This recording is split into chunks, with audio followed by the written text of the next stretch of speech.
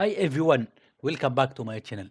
In today's video, we will diving into the exciting, let's say, topic, integrating the random forest algorithm into a classification project.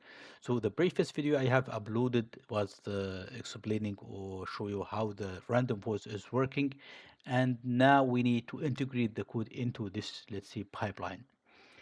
So whether you are, let's say, a beginner or experienced expert, so you need, let's say, somehow we will cover some professional and for code organization and evaluation techniques. So before we jump into this, as you can see, this diagram here. Sorry. So I have for instance many. Let's see, just zoom in. I have some algorithms, machine learning, for instance, decision tree, random forest, logistic regression, and support vector machine. And now I need to add, let's say, a random forest. So because we are already, let's say, organize our code, I will just add one file in the project. So it's called random forest. So I will show you now in a minute. So let's see this. For instance, let me just show you the decision tree, for instance. So this is decision tree. It inherit it inherits something from the base classifier, and here we initialize the decision tree classifier from the of the decision tree classifier. So this is already defined as it in the skyline. With the similar way, I will just it was just copy paste indeed. See, I have imported except this one here imported the random forest, which is an assemble algorithms, and here I initialize the random forest, and I just change this name here, random forest. That's it. This is what I have done here. It's just adding one file. So now the question is how to use this one here. So if you go to main file, this main file of the random forest, as you can see, this is only for debugging if you would like. So let me see the main file here. So the main file I have added uh, random forest. I have added this class, for instance, from this file, and imported this random forest. Now I just add this line here. You can see it's random forest called random. I just called random forest.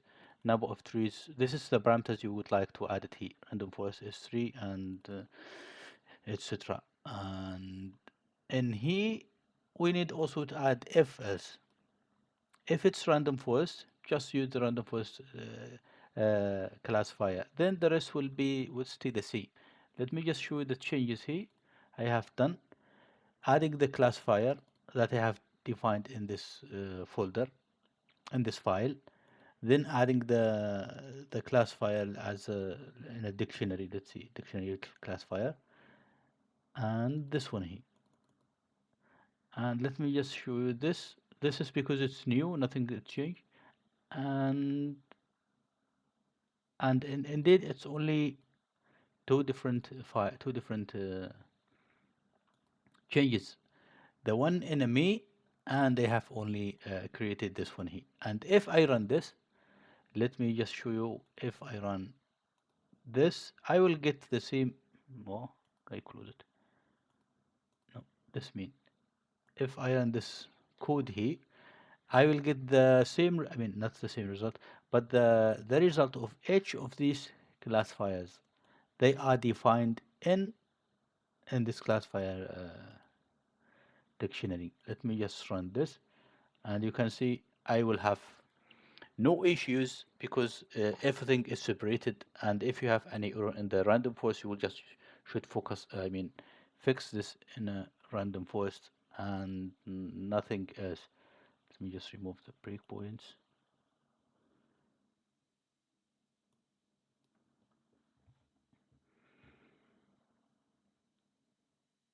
So this is the advantage of well-organized, or let's say object-oriented programming. And do you see here with the this here, the random forest classifier here, you see. So this is to show you how to integrate any algorithm in this project. And if you would like to add any other algorithm, you just need to add another file here.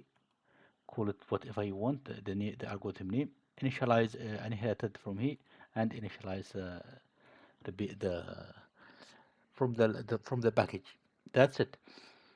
Okay, that's it for today. And if you like this video, please subscribe to my channel and like the video. And if you have any question, just drop it down. Of course, I will answer it. Thanks for watching and see you next time.